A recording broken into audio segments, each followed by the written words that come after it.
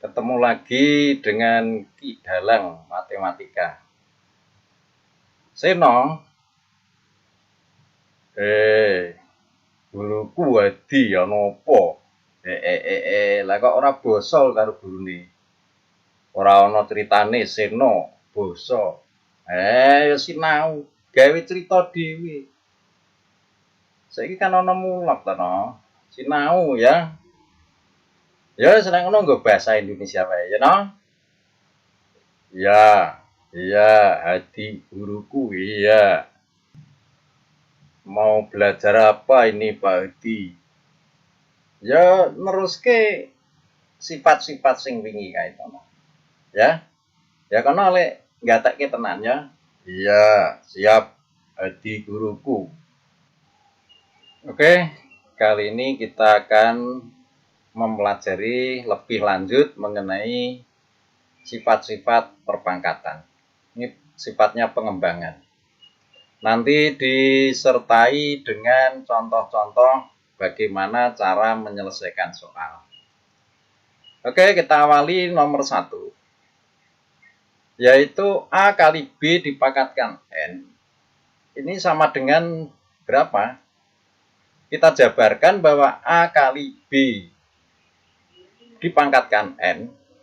Ini artinya adalah A kali B dikalikan lagi, A kali B dikalikan lagi, A kali B, dan seterusnya sebanyak N. Kalau kurungnya kita buka, maka akan menjadi A kali B kali A kali B kali A kali B terus sebanyak 2N. Tentu Anda bingung, 2N dari mana ini? A kali B kan A-nya sebanyak N itu. Kemudian B-nya juga sebanyak N akan dijabarkan berikutnya ini. Karena perkalian bersifat komutatif, maka A kita kumpulkan jadi 1, ternyata A ini perkaliannya sebanyak N.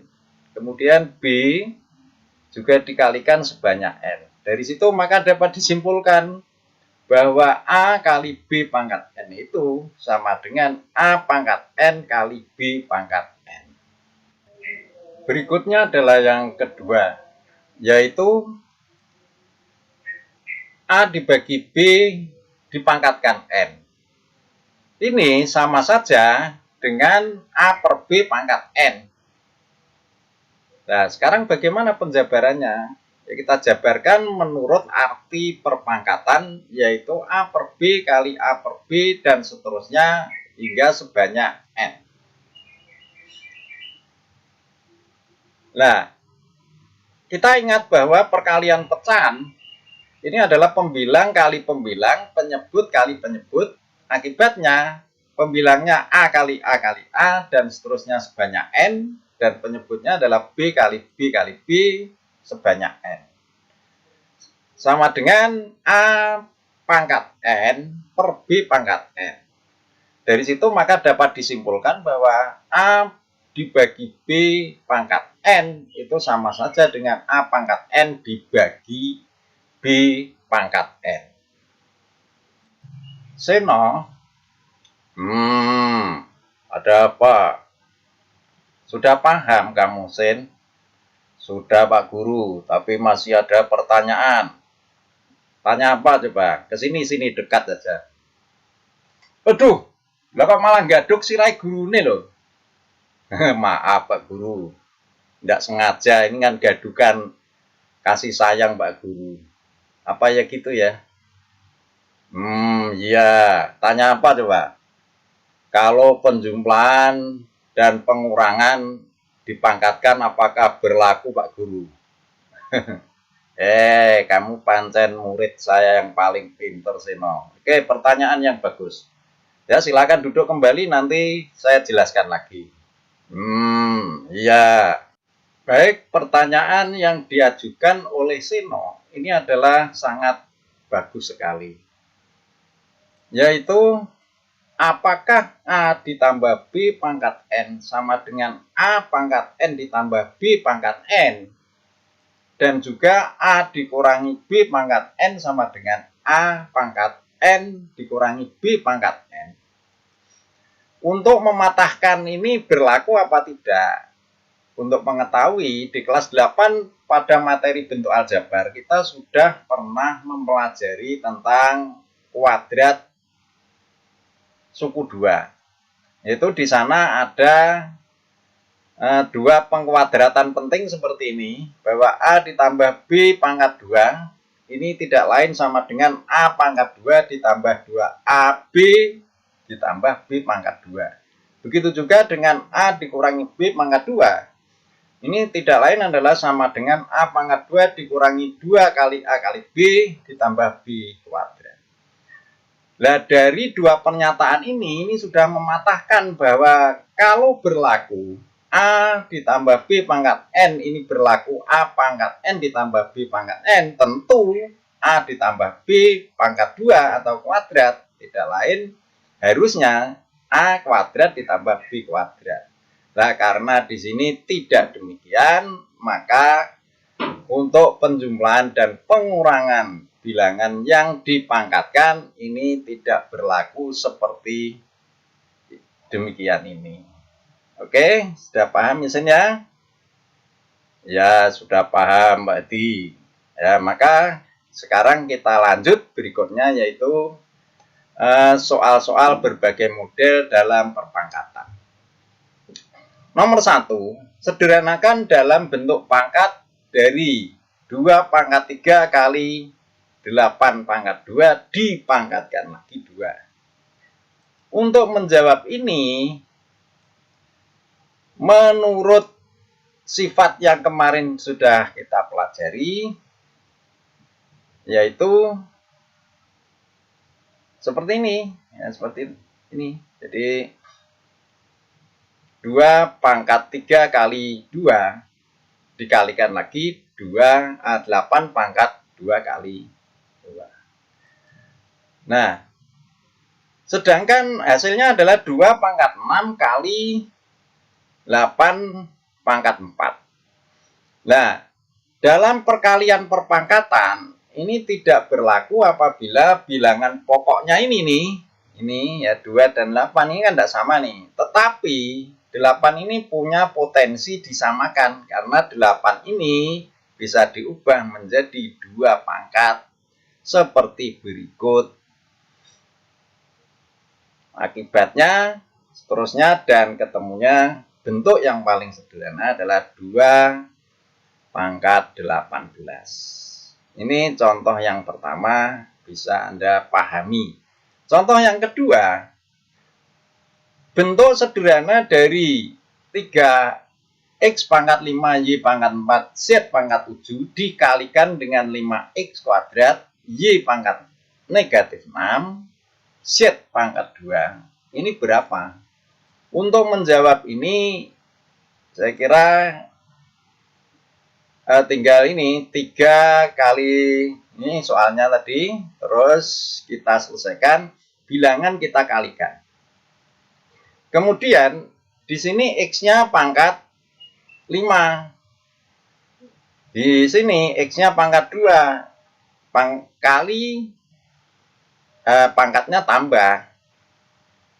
Ini pangkat 4, ini pangkat negatif 6. Akibatnya 4 ditambah negatif 6 sama saja dengan 4 dikurangi 6. Z pangkat 7 yang di sini pangkatnya 2 sehingga ditambahkan. Nah, dari situ maka 3 kali 5 15. X-nya adalah 5 ditambah 2 ini pangkat 7. Y-nya 4 dikurangi 6 ini adalah negatif 2. Dan Z-nya pangkat 7 ditambah 2 hasilnya 9. Akhirnya diperoleh 15X pangkat 7 Y pangkat negatif 2 dan Z pangkat 9. Sekarang kita lanjut contoh nomor 3.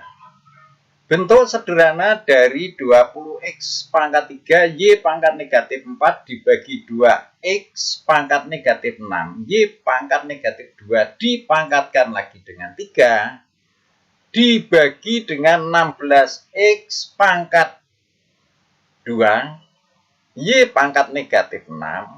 Ini kalau kita lihat ruwet nih soalnya. Kalau kita lihat Tetapi kalau kita selesaikan dengan prosedur yang benar, dengan menggunakan sifat-sifat perpangkatan, saya kira tidak ada yang sulit.